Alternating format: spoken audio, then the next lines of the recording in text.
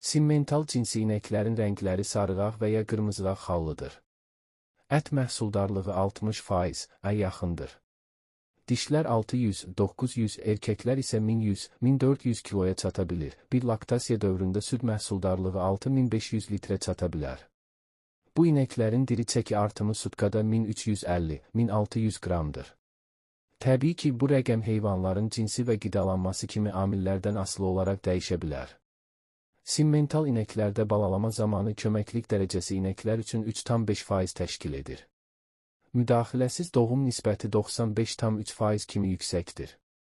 Ümumi xüsusiyyətlərinə gəldikdə isə, döşəməsi beton olan tövlələrdə ayaq xəstəliklərini görmək olar. İsti iqlimi olan bölgələrdə göz xəstəliyinə rast gəlinir. Sağlamlıq problemlərinə digər cinslərə nisbətən daha az rast gəlinir. Analıq instinkti və uyğunlaşma nisbətləri kifayət qədər yüksəkdir. Bu cinsə adekvat qayğı göstərildikdə çox sürətli böyümələri ilə tanınırlar. Bu cinsin yüksək dərəcələrə davamlı olduğu bilinir və 20 və 40 dərəcəyə qədər olan temperaturlara tab gətirə bilir.